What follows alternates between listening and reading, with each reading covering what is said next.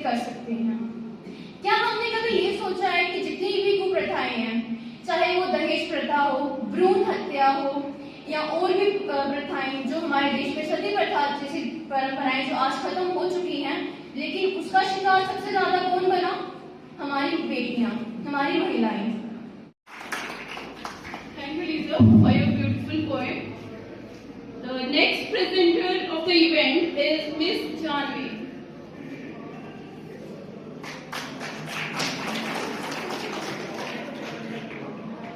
अगर आप बात करें farmer member parliament, two times member parliament, if I am not forgotten, 3 times MLA, former minister, चाहे वो health and medical education minister रहे या फिर फॉरेस्ट मिनिस्टर, तो इनका ये एक ऐसी शख्सियत है जो आज आपके बीच बैठे हैं कि मैं आप बराबर बच्चों को कहना चाहता हूँ।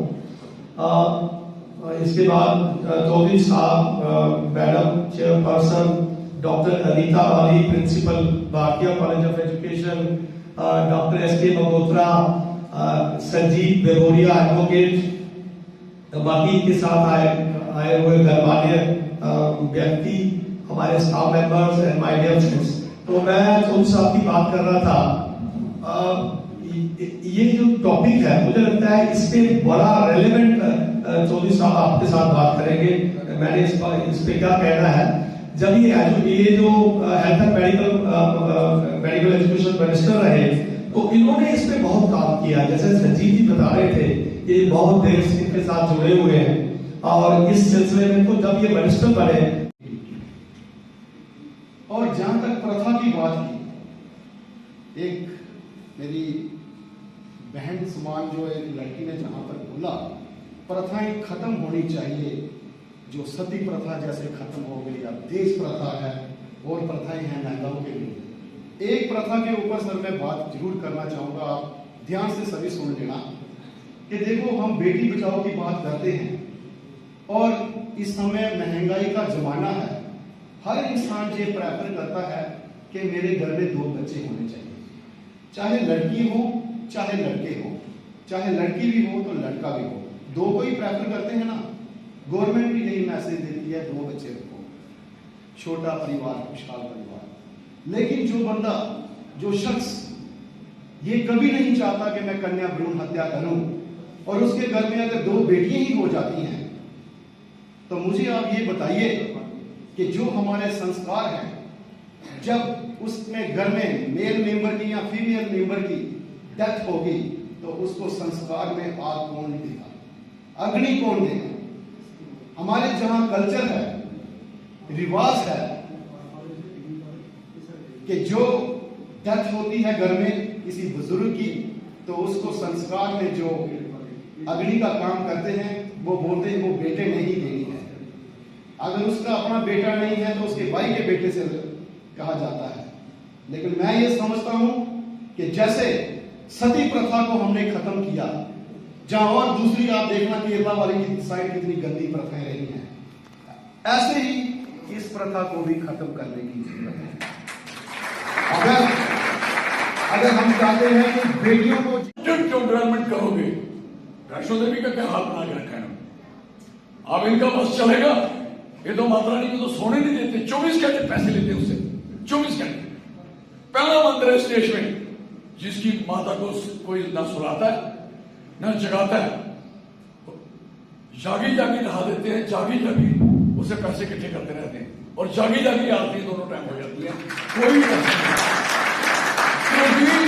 क्योंकि आप लोगों ने सोचा कि फैसिलिटी मिलनी चाहिए, धर्म या कल्चर रहे ना रहे, लेकिन आपको फैसिलिटी चाहिए। वहां जाओ, स्टाइल से गाड़ी मिले, जहाज मिले, रास्ता मिले, खुला मिले, पौड़ी नहीं चढ़ने पड़े, आपको रास्ते में कहीं तकलीफ ना हो, सीधा जाओ वैष्णो देवी के दर्शन, पैसे चढ़े वापस आ जाओ।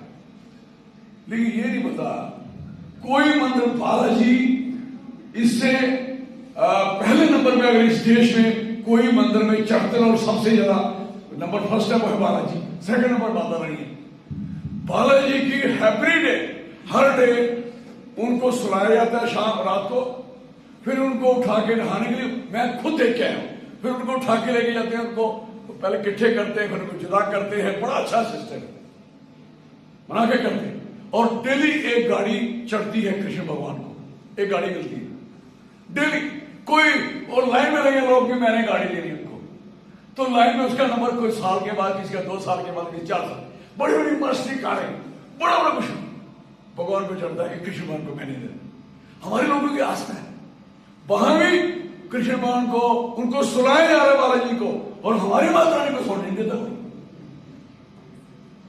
जब माता नहीं सो रही तो टप्पर की पूजा पढ़ना गया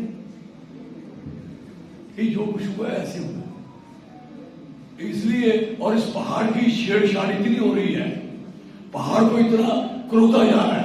अल्टीमेट मुझे लगता है रास्ते तो 3 तो निकाल दिए, अब छाती फुटना ऊपर दिखी रहा, यही रहा ना 3 निकाल दिए।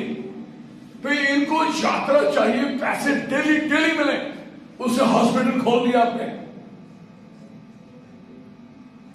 हॉस्पिटल खोला और कहा सारे लोगों को यहां फ्री इलाज मिलना है, सबसे महंगा हॉस्पिटल है, सबसे महंगा।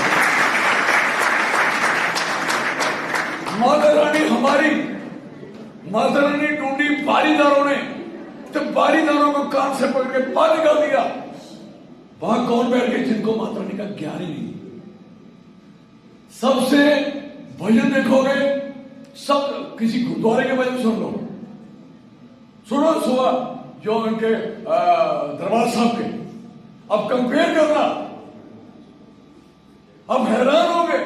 दुनिया भर का हमारा इतना स्वीट कल्चर, और वो वहां हमारे वो संगीत से सुनाते हैं माता रानी के भजन, आप हैरान हो जाओगे क्या बात है यार।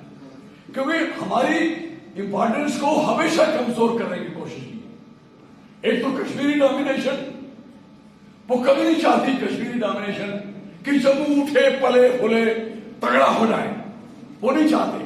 और कश्मीर हिंदुस्तान के साथ इतना नजदीक है और जम्मू इतना दूर है कि